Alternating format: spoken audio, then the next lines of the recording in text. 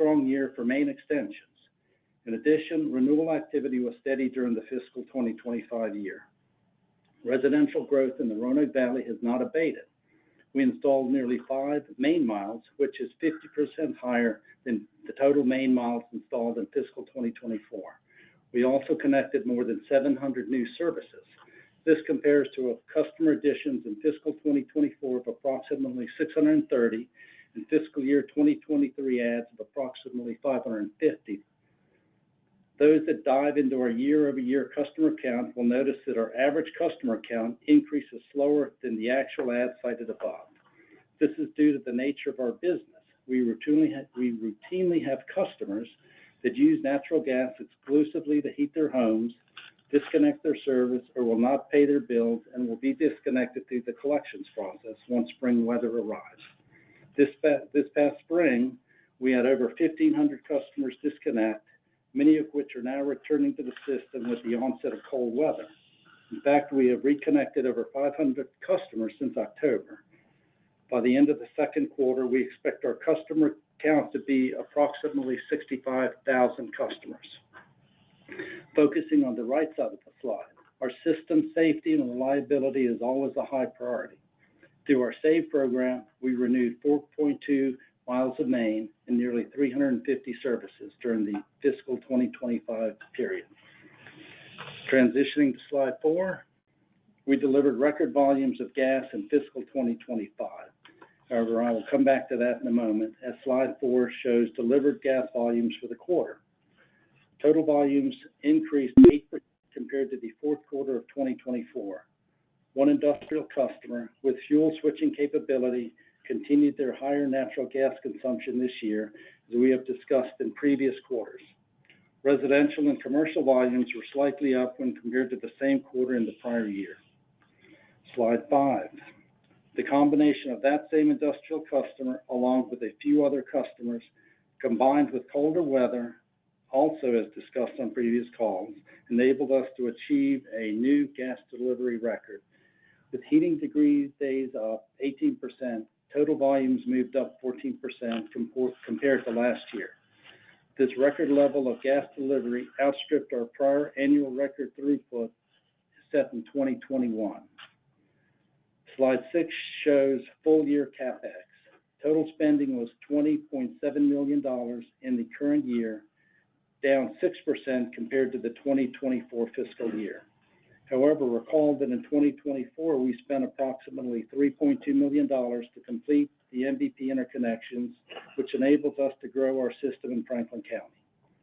We did not have that kind of one-time expenditure in fiscal 2025, but continue to invest in extending and renewing our system as noted above. We will provide our outlook for CapEx as we discuss fiscal 2026 later in this presentation.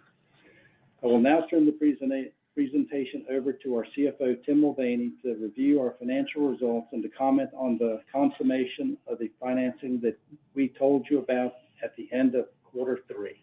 Tim? Thank you, Tommy. Turning to slide 7 now, we experienced a slight loss in the current quarter. The fourth quarter is traditionally seasonally weaker for us, and we had higher expenses than the same period a year earlier, as inflation, while lower, is still present. This resulted in a net loss of $204,000 or 2 cents per share, compared to net income in the same quarter a year ago of $141,000 or 1 cent per share. We will touch on our plans to deal with higher expenses in the outlook section. One item present in both periods were gains of approximately 6 cents per share each year related to donations from the local housing authority as we converted master meter arrangements into system assets to improve reliability and safety for customers. This will not recur in 2026. Year-to-date results are also shown on slide 7. Our performance for the year was outstanding. Net income for fiscal 2025 was $13.3 million or $1.29 per share, an increase of 15% from fiscal 2024's $11.8 million or $1.16 per share. The strong increase reflected the record levels of gas deliveries that Tommy discussed, and was aided by higher operating margins, partially offset by inflationary cost increases and lower equity earnings from the company's investment in the Mountain Valley Pipeline. MVP's equity earnings for the first 3 quarters of fiscal 2024 contained significant amounts of AFUDC. Moving to slide 8, we ended the year with a strong balance sheet. During the fourth quarter, we refinanced the debt that supports our investment in MVP for the long term. We have disclosed the details in our investor communications in September and in Note 7 of our Form 10-K that was filed yesterday. All of these documents can be found on our website, so I will not repeat all the details here. We were pleased to extend the maturity of all the debt supporting our MVP investment to 2032 with reasonable amortization. During the intervening years, we expect cash flows will be enhanced by the Southgate and Boost projects at MVP, and we have addressed our share of funding these projects as well. With these projects generating cash flow, our investment will be more valuable. Now let me turn the presentation over to Paul Nestor, our President and CEO, to take us through our 2026 outlook. Paul? Thank you, Tim, and good morning to everyone. And I would like to take a moment before we dive into the outlook just to issue our thanks to our customers and our employees for a fantastic fiscal 2025, as Tim and Tommy have just reviewed, and certainly to all of our employees for their everyday dedication to serving the customer and doing that safely and reliably. It's translated in these incredible, what are really record earnings and earnings per share results. So thank you. As you can see on slide 9, we have a short agenda here for the 2026 outlook, and let's move on to slide 10. We continue to have momentum with new housing here in the greater Roanoke Valley. Tommy mentioned our customer additions over the last 3 years. If you average those out, it's over 660 customers per year, which is just almost exactly 1% customer growth. And if you look back over the history of the company for really the last 20 years, we've been in that upper 1%, lower 1% range, and that continues to be steady. We're very optimistic about 2026 in that regard. We continue to have expansion in our healthcare and medical sector and complex here in the Roanoke Valley. It's really one of the shining stars, both scientifically and economically, but we are seeing more real estate there, more footprint, which is hopefully going to result or translate into additional natural gas usage. Tim mentioned MVP and the Southgate and Boost projects. We are thrilled to continue as a partner in those, and we're very optimistic about the success of those projects and what it'll mean to this region.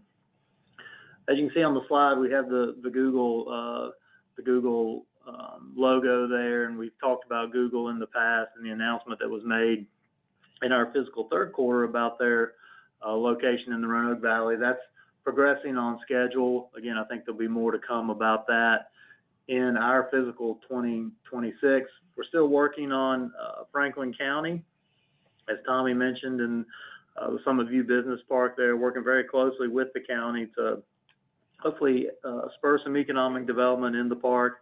And we're also still working on expanding gas service in other parts of the county.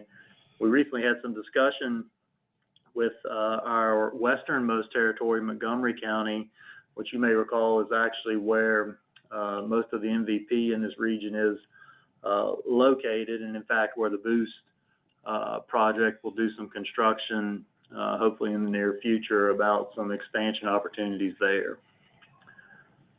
Moving on to slide 11, I'd like to hand it back over to Tommy so he can give us a few more details on the recently filed rate case. Tommy? Yeah, thank you, Paul. As Paul noted, we filed an expedited rate case on December 2nd, in which we're seeking an approximate $4.3 million increase in annual revenues, and that's based on our currently authorized ROE of 9.9%. Based on the timing of the notice and filings, we believe these new rates will become effective January 1st, 2026. Those are subject to refund once the commission fully adjudicates the case. We expect that that process to take about 12 to 18 months. Offsetting that increase, we recently reached agreement with regards to certain tax credits and expect to begin returning these credits to customers over the next 12 months and are included with our regulatory liabilities on our balance sheet. So I'll turn it back over to Paul. Yeah, thank you, Tommy. It's no small feat to actually get this case filed right on the heels of the prior case being resolved, and Tim and Kelsey and their teams have done a very nice job on this tax credit initiative, which is, we believe, greatly going to help and benefit our customers. So we're pleased to be able to incorporate that with the rate application. Moving on to slide 12. This slide looks eerily similar year after year, but again, that's part of the predictability of our customer growth and our SAVE program. Our ability to invest 20, 21, 22, or 23 million a year now is in fact proven. And again, for 2026, we're showing a capital budget of 22 million, led by the continued renewal of the pre-73 Adelaide plastic and a couple of other items through our SAVE program. Again, we have reasonable customer growth expectations and a normal amount of system enhancement. One thing I'd like to add, back to the 2 slides ago about the expansion opportunities and growth opportunities. As those arise, we have the ability to either add capital or shift capital. Again, that's something we've historically done and I think done quite nimbly. And again, we're prepared to do that again in 2026. And in fact, like to do that as growth opportunities present themselves. Let's take a minute and just talk about some of these drivers for 2026, but it does require us to go back and look at 2025 a little bit. Tim and Tommy have already talked about those first 2 bullets, the housing authority transfers. And just as a recap, those were projects with our local housing authority that started 4 years ago, where we converted 5 complexes with modern pipe, modern meters, modern equipment, and our company now owns and operates those facilities. And we're just excited about that because of the safety and reliability that those projects have provided. And we'll see on the next earnings per share slide, and Tim talked about it, there was an income statement impact to those projects that, since we have completed the projects, again, will not recur. And obviously that creates a little bit of a hole for 2026 when you compare the year-over-year earnings. The other item there, again, thanks to our customers, and as Tommy highlighted, the record gas deliveries last year were just that, and we saw that in a couple of areas, not just the large fuel switching customer, but also in some of our largest firm commercial customers. We just thought it prudent to not plan for those kinds of record volumes again this year.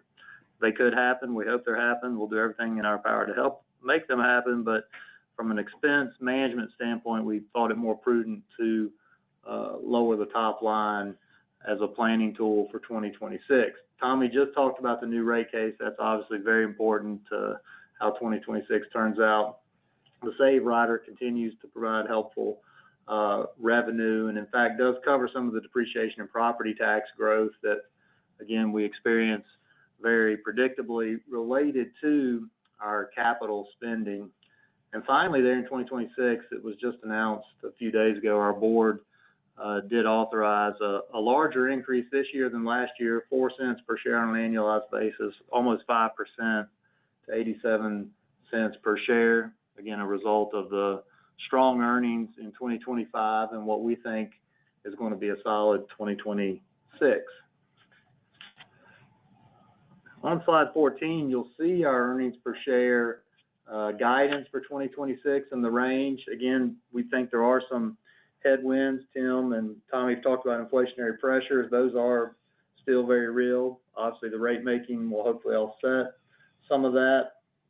So we do have a little bit of a wider range than normal here, but based on some of the uncertainty in 2026, again, with volume, deliveries, weather, and the rate making, we feel like the range is appropriate.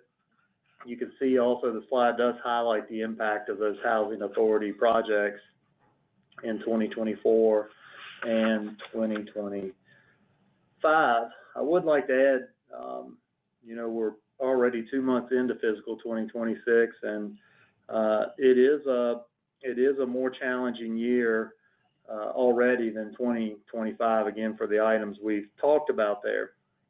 But we're doing our best, again, to work through that and manage through that. We finally have had some cold weather set into the Roanoke region here in the last week and a half, and it looks like we're going to have another week and a half of cold weather. That should be helpful. But again, I'd like to take one more opportunity to thank our customers and especially our employees for working safely. Safety is our number one priority, working diligently to serve the customer. We're excited about economic development in the region. We continue to participate in a meaningful way on that. And with that, I think we'll conclude our prepared remarks and open the line for questions. Pound 1 to unmute your line if you'd like to ask a question. Pound 1.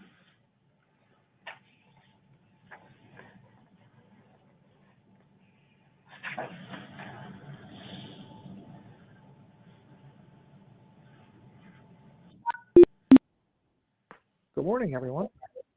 Well, good morning, Mike. How are you? Doing well, sir. Yourself? We're doing great, thank you. I'd like to go back to your comments here on weather.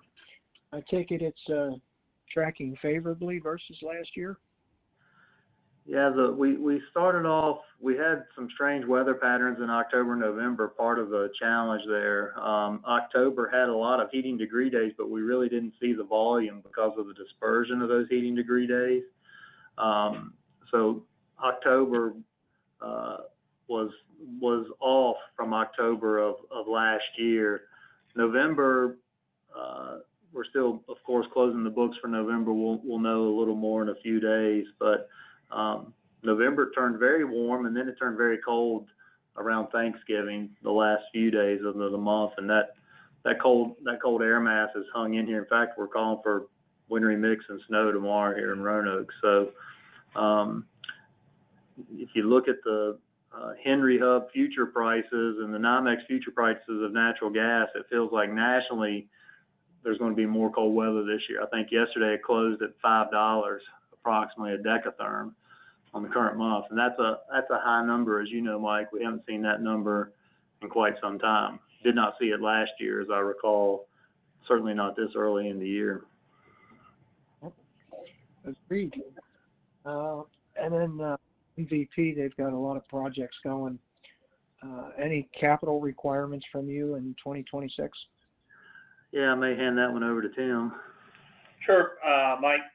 We have, as part of the refinancing that we did, we set up 2 facilities to fund the investment in Boost and in Southgate. So we expect that will come straight through what we borrow. It includes, over the course of the next several years, our investment in those projects will probably total $4 to $5 million, with maybe the first $1 million to $1.5 million this year. Okay. And then I guess my question, Paul, you kind of sidestepped it a little bit on the data centers. Just wondering if there's been anything you can share there as to what it's looking like. Yeah, happy to maybe give a little context from the state lens, and then we can zero into the region here. There's been a lot of announcement in the last 3 to 6 months across the state of Virginia. A fair amount of it, in fact, in the Richmond and Fredericksburg areas. Google announced back in August approximately $9 billion of investment for 3 data centers sort of south and just to the southwest of Richmond. It was a very large announcement about a week and a half ago with the governor in Caroline County, which is just north of Richmond, sort of between Richmond and Fredericksburg. So the state, through, I would say, the governor's office and our Virginia Economic Development Partnership, continues to be active in this area. If you drill that back to Southwest Virginia, there continues to be interest and discussion among prospects, Mike, and I think that's a common answer around the country. As a matter of fact, that's not per se special to us. Certainly the Google announcement in late May of them acquiring property, and that's really all they publicly announced, but that certainly, I think, sort of lifted this region a little bit higher in the windshield, if you will, of some of the folks that do this kind of development. Obviously, if Google's willing to consider making an investment here and in fact buying property to do so, it's noticeable. So what we're hearing, Mike, is I think there'll be more precise announcement around Google's intentions in the region in 2026. I don't know that there's been a per se date or time frame for that to happen, but that's what we're hearing. All right. Well, on a nice quarter, gentlemen. Have a great rest of your day. Well, thank you so much for joining us, Mike. Always good to have you. Do we have any other questions? You can use #1 to unmute your line.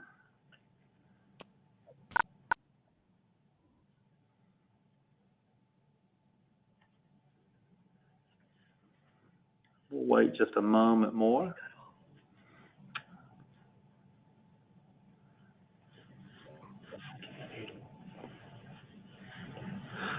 All right, it doesn't seem like there are any further questions at this time. So this will conclude our fourth quarter and fiscal 2025 earnings call. On behalf of all of us here at RGC Resources, we appreciate you taking time to join us this morning. We wish you and your families a Merry Christmas and a safe and prosperous 2026, and we look forward to speaking with you in February to review 2026 first quarter results. Thank you.